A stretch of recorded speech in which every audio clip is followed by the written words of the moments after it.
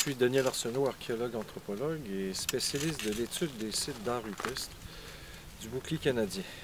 On se trouve aujourd'hui sur un site qui fut découvert en 1985 par Madame Anni Sula, une femme d'origine finlandaise qui se trouvait justement à faire une excursion de pêche sur le lac qui se trouve ici, dans la région de Forestville, et accompagnée de son mari.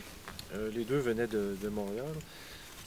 Elle remarque tout à coup la présence de peintures sur la façade d'une falaise et ça l'étonnait beaucoup. Ça lui rappelait des peintures qu'elle avait déjà vues sur des sites en Finlande. Et elle en parle à son mari. Elle dit: regarde, c'est vraiment étrange, ça rappelle ce que je voyais de sites rupestres que je voyais en Finlande. Et son mari de lui dire: non, ne t'occupe pas de ça, ce sont des graffitis. Mais suffisamment curieuse, elle était intriguée par la présence de ces peintures ici. Elle avait décidé de s'adresser à des gens du ministère de la Culture au retour de son périple pour justement voir si ce site était déjà connu. Alors, il se trouve qu'on n'avait aucune connaissance de ce site, ni d'autres sites sur la côte nord de ce type. Et finalement, le ministère enverra des archéologues sur place ici, mais 5-6 ans plus tard. Et en 1991, M. Charles Martinge, archéologue au ministère de la Culture du Québec, va valider cette découverte, va confirmer la présence de ces peintures. Et entre-temps, Mme Nisula est retournée vivre en Finlande, donc elle ne saura pas à cette époque qu'elle a vraiment fait une découverte unique pour la Côte-Nord en termes de site archéologique. Charles Martinge m'invitait en 92 à monter un projet qui allait devenir le projet Nisula, du nom même de Mme Anni Sula, qui était celle qui avait découvert le site. Et on m'invitait donc à faire l'étude archéologique de ce site. En 92, 93 et 94, je constituais donc une petite équipe, notamment Louis Gagnon, historien de l'art et conservateur, Alain Watchman qui allait faire la datation, mais également André Bergeron du Centre de conservation du Québec qui allait faire une inspection des parois ornées de ce site. Je dois aussi souligner que dès le départ de ce projet Nisula, j'avais invité des représentants de la communauté Innu de Pessamit à venir non seulement assister à nos travaux, mais aussi en apprendre davantage de leur part sur l'existence de ce site. Est-ce qu'il y avait une connaissance de ce site antérieure à la découverte même faite par Mme Nisula. Donc en 1992, on se retrouvait quelques-uns au pied de cette falaise et Paul-Émile Dominique, l'un des deux représentants Innu, et son frère Robert, mais surtout Paul-Émile, allait faire une cérémonie pour reprendre contact avec l'esprit du lieu, avec les ancêtres qui avaient fait ces peintures ici. Il me confirmait qu'on avait oublié de la mémoire collective la présence d'un tel site dans la communauté de Pessamit. Néanmoins, c'était pour eux une découverte extraordinaire puisque ça leur permettait de reprendre contact avec un lieu qui avait été sacré autrefois. Et cette cérémonie permettait justement d'établir ce contact et de nous permettre aussi pour les chercheurs d'entamer l'étude de ce site.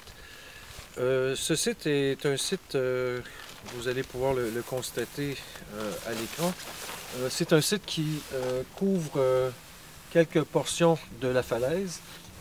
C'est grosso modo de 2 mètres de hauteur sur 4 mètres de largeur. On retrouve pour l'essentiel une série de motifs géométriques plus ou moins complexes, quelques traits parallèles par exemple, un enchevêtrement de lignes dont il est difficile de déterminer la nature, le caractère figuratif. Mais mis à part ces motifs figuratifs, pardon, on retrouve des motifs, des figures, des personnages identifiables malgré leur caractère schématique.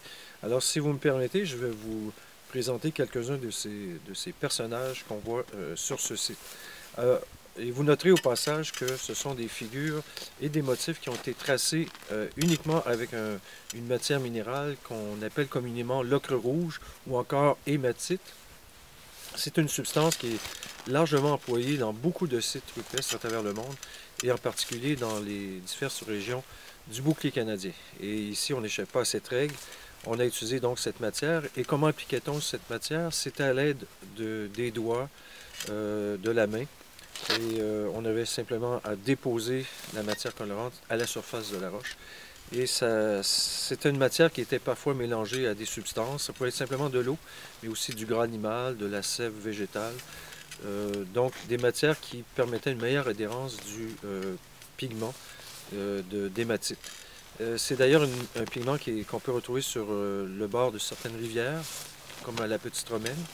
C'est une substance aussi qu'on allait utiliser pour parfois peindre des canaux, peindre des habits, ou même se couvrir le corps de cette matière qui est assez abondante dans la région. L'hématite, donc employée ici, semble avoir été utilisée à plusieurs reprises, parce que vous allez peut-être le constater par l'image. Il y a plus d'une teinte qui va du rouge à l'orangé, une teinte ou une couleur particulière à l'ocre, donc ce qui suggère qu'on a utilisé peut-être plus d'un pot de peinture, si vous me permettez l'expression. Ce qu'il faut savoir également, c'est qu'on a parfois une superposition de motifs, et avec les teintes contrastées, légèrement contrastées, on peut penser qu'il y a eu plusieurs phases de production des œuvres peintes en question. Donc, si vous me suivez pour l'ensemble de la scène qu'on peut retrouver, on va commencer sur ma gauche ici, qui en fait toute cette portion-ci est le panneau principal qu'on retrouve.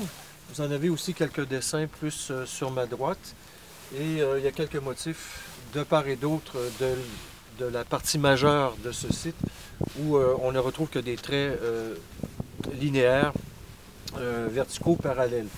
Mais cette portion aussi est intéressante en premier lieu, puisque vous avez une espèce de petite tablette, une corniche, qui aurait pu servir justement au dépôt d'objets.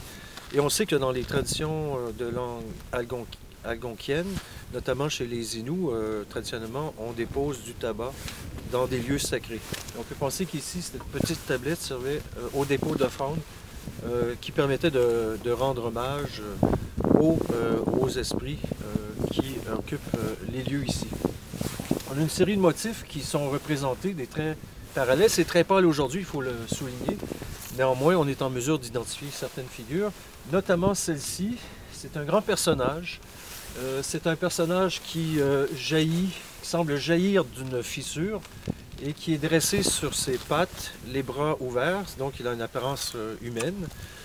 Et sa tête a la particularité suivante, cependant, c'est de posséder d'importantes cornes, un peu comme des cornes de bison. Sa tête aussi est en forme d'ogive, et on semble être en présence ici d'une figure qu'on pourrait qualifier de fantasmatique, mais selon les traditions algonquiennes, c'est généralement associé soit à un esprit puissant, qu'on appelle parfois le Manitou, ou encore une personne qui, au sein de communautés anciennes, agissait comme chaman, ou c'est un être qui généralement avait des pouvoirs particuliers qui permettaient notamment de guérir des personnes malades.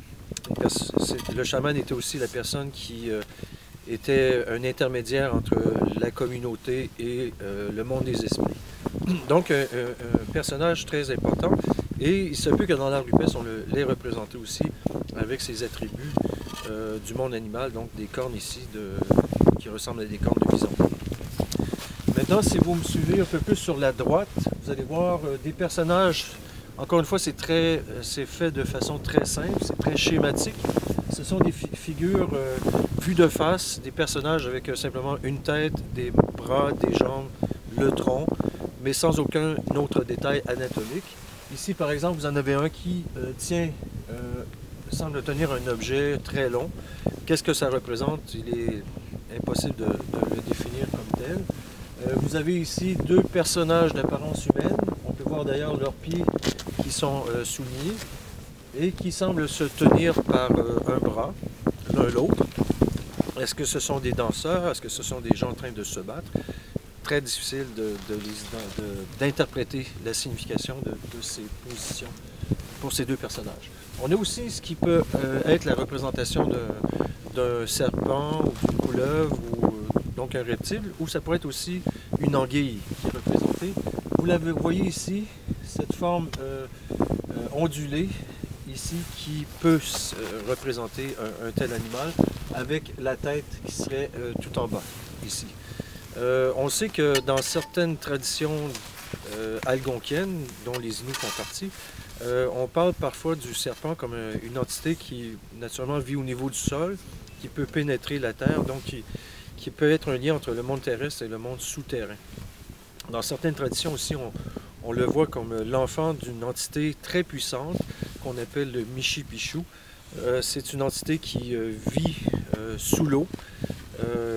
On a traduit parfois le terme comme étant le lynx d'eau, mais dans les faits, c'est une figure fantasmatique. C'est un animal qui ressemble effectivement à un félin, avec le dos hérissé de pointe, avec des cornes sur la tête. Et c'est un animal qui est très craint, respecté. On va lui offrir du tabac avant d'entreprendre un voyage sur une grande étendue d'eau, un grand lac.